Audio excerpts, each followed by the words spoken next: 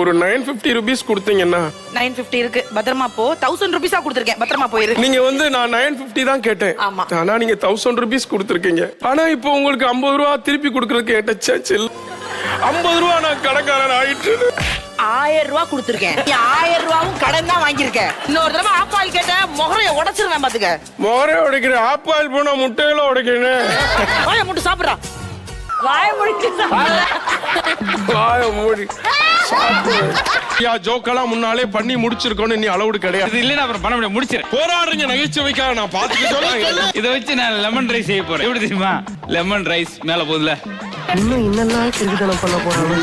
அதாகப்பட்ட விசார் கடல்ல கப்பல் ஓடுது, ஆகாயத்துல விமானம் ஓடுது. ஐயோ, அது நேத்து பார்த்த வேலையாச்சு. இருங்க, நான் பண்ணித்தரேன். சின்ன ரெக்வஸ்ட்.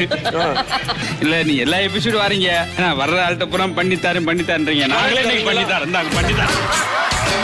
ஐயா, இது நாங்க 2 பேரும் காலையில பிளைட்ல வரும்போது டிஸ்கஸ் பண்ண ஒரு காமெடி. கண்ணோ முட்டை கண்ணு. அதனாலதான் பிக் பாஸ்ல நீ வின்னு. இதெல்லாம் ரொம்ப ரெஸ்பான்ஸா இருக்கும்னு எதிர்பார்த்து பண்ண ஒரு விஷயம். ஆனா இல்ல, வாசப்படியில உட்கார்ந்து படிச்சிட்டு இருக்கீங்க. நான் என்ட்ரன்ஸ் எக்ஸாம் படிக்கிறேங்க.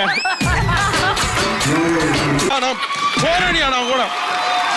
அந்த அக்கா போறாயா, நீங்க வரும்போது நான் இடையில வர்றேனா? இப்ப நாங்க ஒண்ணு மறைய வைக்க போறோம். இந்த சேர் பாத்தீங்களா? ஆமா. இதுக்கு வந்து ஒரு பொண்ணு வேணும். உங்களுடைய பெரிய கிளாப் கிடையே. பிரியங்க ஒரு நிமிஷம் வாங்க.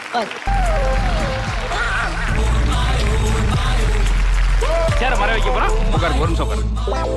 சேரோட மறைஞ்சிருச்சா? மதுர வீரன் தானே